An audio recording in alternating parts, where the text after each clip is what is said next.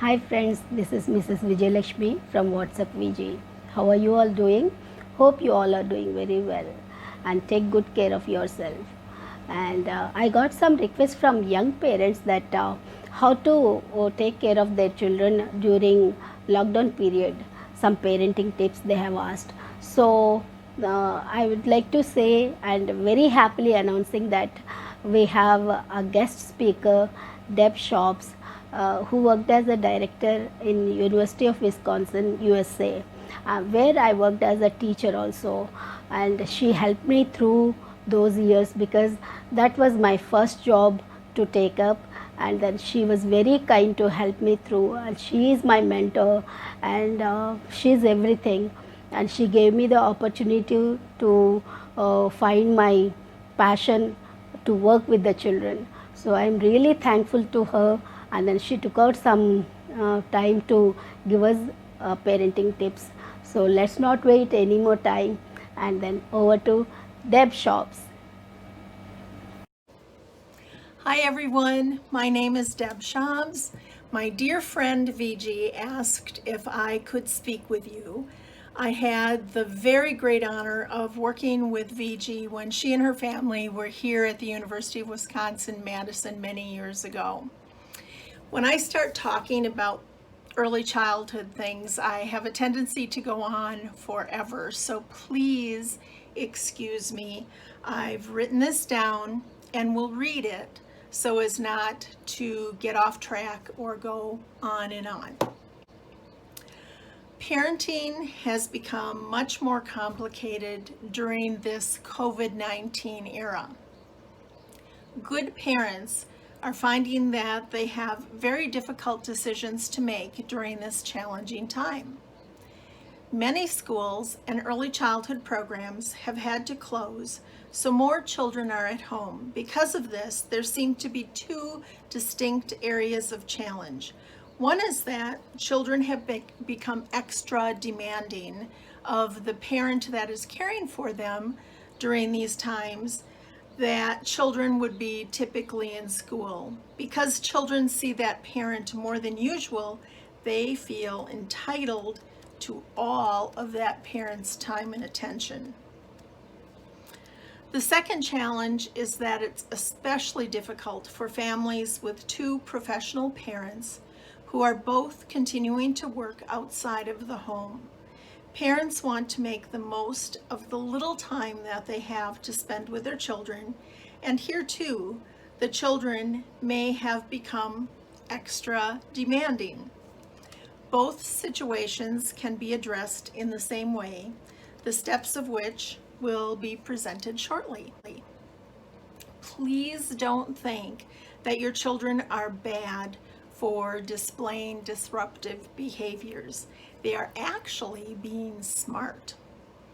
Their basic nature, as well as their intelligence, are prompting them to take advantage of whatever situation they're in.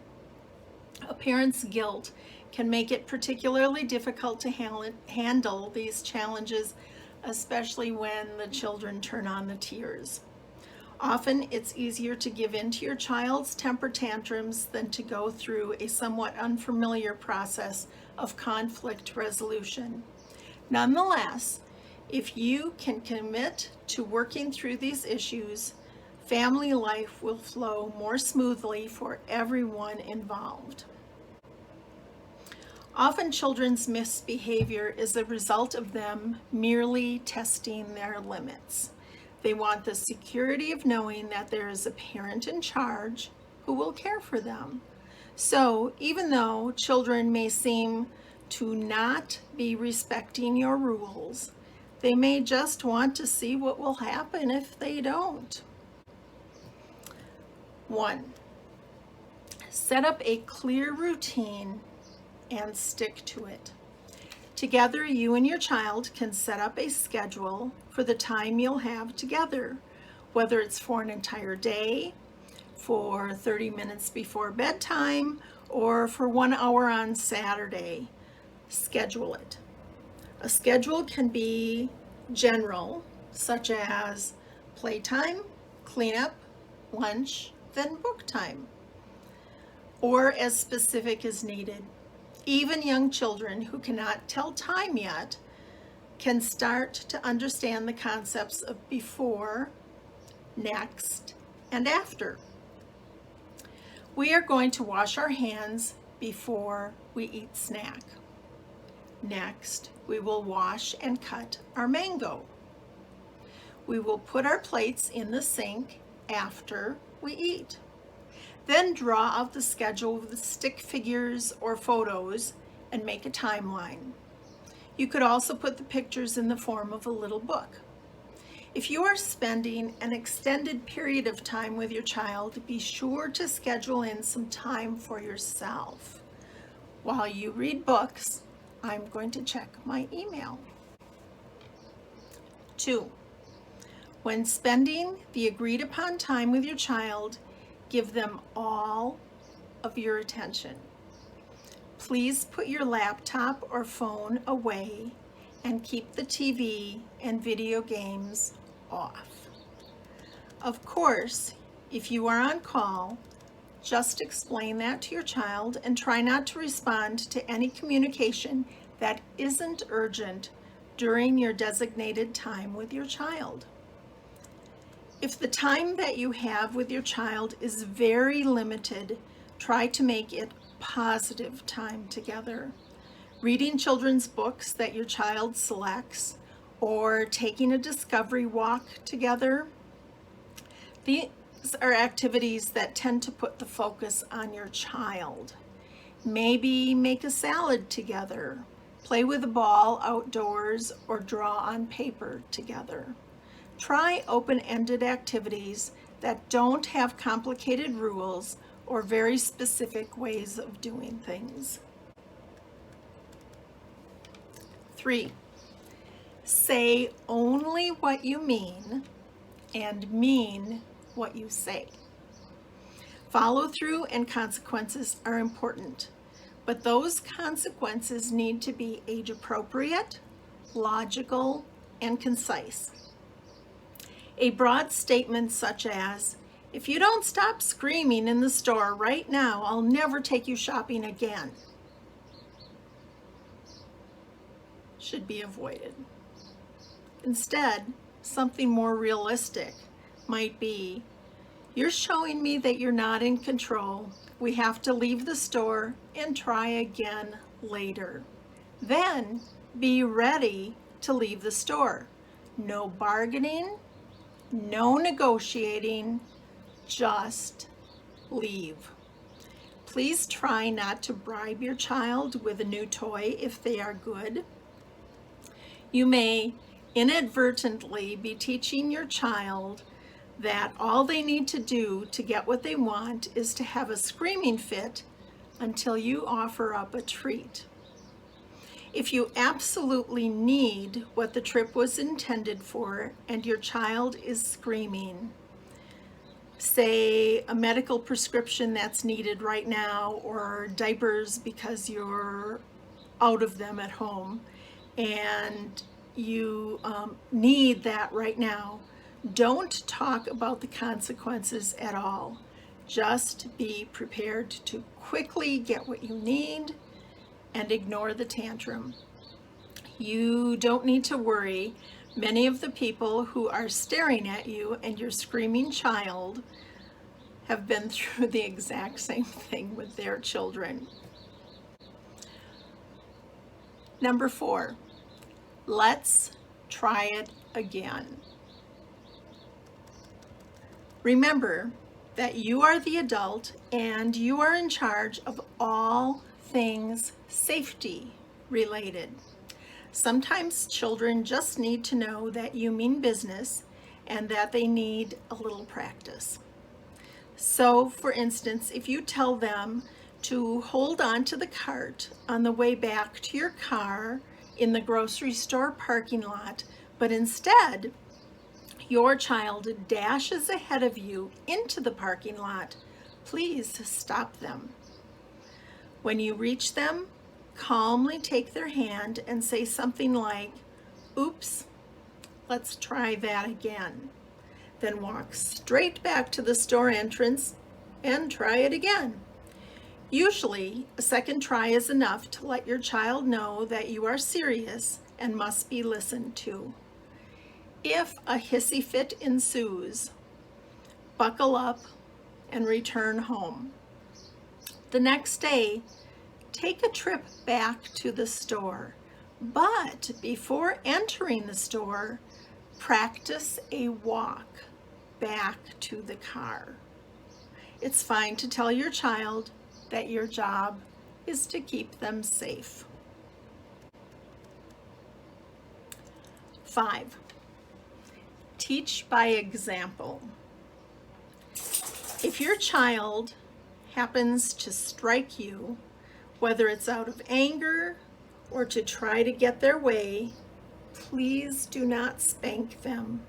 Spanking will just show them that it's okay to hit a person, and it's not. Instead, I'd suggest that you immediately stop what you're doing, turn your back to your child, and step slightly away. After a very brief pause, turn back to your child, take their hand, and say in a firm voice, "Hitting is not okay. I am not going to hit you, and you can't hit me. Let's try it again." Then go back to what you were doing.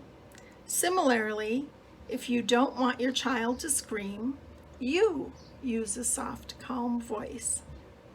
If you want your child to spend some quiet time with books, demonstrate that by sitting down to read your own book and not on an e-reader or electronic device. 6. Reset. Sometimes it seems that you have just lost control. It happens to the very best of parents. It is fine to stop whatever is happening at the moment. If, for example, there is a big power struggle over picking up toys, it's fine to say, "Let's stop and try again after nap time." Or, oh, excuse me, that's the Great Dane, Smalls. Or, "Let's read a book together and then go back to cleaning up." It's also fine to reduce the size of the job. Pick up most of the toys yourself, and then after nap, have just a few that your child needs to put away. Your child will still love you in spite of them not getting the newest toy or more time with the video games. It's totally fine for children to know their limits and to learn to be gentle. It's fine for your children to learn to take age-appropriate responsibility. Enjoy this time with them as much as you can. All too soon, they will have grown up. Recently, our 33-year-old daughter recalled a time from when she was probably 3 years old. She remembers sitting at the kitchen table in her booster seat eating squash. She saw her baby brother toss something off his high chair onto the floor, so she apparently decided it was okay to throw her squash against the wall. She remembers me saying, "You are showing me that you're done eating." She recalls that I gave her a damp sponge and had her wash the squash off the wall. I really don't recall this incident, but I guess it made an impression on her. So, just to review, 1, set up a schedule and stick to it. 2, when spending the agreed upon time with your children, give them all of your attention. 3, say only what you mean and mean what you say. 4. Let's try that again. 5. Teach by example. 6. Reset. This is the color that we're going to be painting our entryway. Thank you so much for letting me spend some time with you.